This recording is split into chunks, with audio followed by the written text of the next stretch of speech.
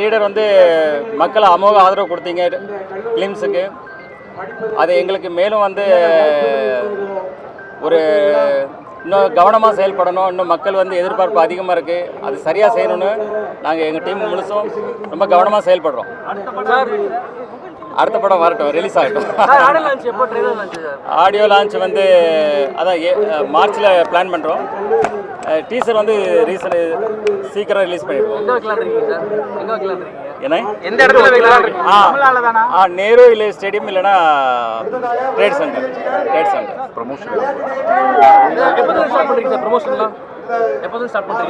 ஒர்க்ல எப்படி போயிட்டு? ப்ரொமோஷன் ஆடியோ லான்ச்லேருந்து ஸ்டார்ட் ஆகிடும். ஆடியோ லான்ச்சில் கண்டினியூவாக எல்லா ப்ரொமோஷன்ஸ் இருக்கும். எந்த ஊருக்கு சார் போறீங்க நீங்க ப்ரமோஷனுக்கு? இல்லை, அதை பற்றி நான் பேச விரும்பலைங்க. எந்த ஊருக்கு போறீங்க சார் ப்ரமோஷனுக்கு?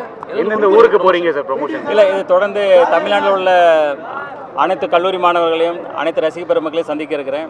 அதோட மலேசியா அதே போல் துபாய் செல்லவும் அது பயணத்திட்டு இருக்கோம்.